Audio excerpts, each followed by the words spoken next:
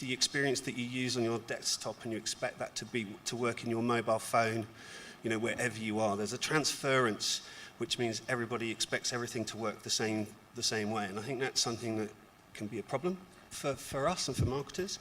And also I think the other thing to look out for is that sense of bias, our own bias. Obviously there's an adoption curve around technology, and people who work in agencies, such as myself, and people who work in marketing, and probably people who go to digital marketing summits, are at the more progressive end of that spectrum, where a lot of our clients and our consumers live at the more sort of mainstream end. So we need to make sure that we design experiences for our audiences and not for our own biases. And sorry, just to add on to that,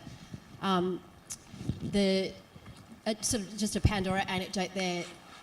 The interface for Pandora, where you just put in the name of a song and your thumb up and your thumb down, there's only 3 things that you can do in Pandora. And as I was saying before, our audience at Pandora stretches from 7. We have 100 listeners who are over the age of 100 years old, because you give us your date of birth when you log into Pandora. So 100 listeners over the age of 100. And that ease of use is critical. The people that designed the user interface at Pandora came from designing children's exhibits at museums. And if you go to an exhibit at a museum for kids, which we did yesterday actually at MoMA, you walk up and it's got a big red button on the front of it, and a kid goes, oh, a big red button, I'm going to push that. And so again, sort of translating it back to your own roles and the work that you're doing, one of the things that I would challenge you to do based on that is to go back and have a really long, hard look at how simple you make it for people to access your content. And seriously, get a 7-year-old in there.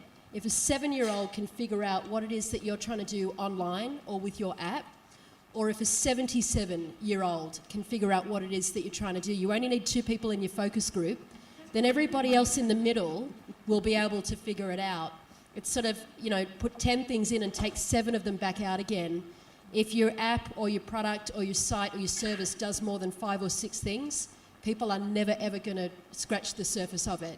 I spent 16 years of my early career at Microsoft, and we were designing applications, obviously desktop applications, server applications. We brought out Word for Windows, and I can tell you that as people used Word for Windows, they never got beyond 7% of the functionality of that product. They never got beyond file, save, print, and format. And it's a good lesson again. Put 10 things in, take 7 out. Focus on the 3 things that the kids and the elderly people understand, and you'll get a good answer there. The other thing I'd recommend, and these guys have just touched on it as well, is quite often when you come into this space, you put yourself under the pressure to have to guide the user through all stages of the experience.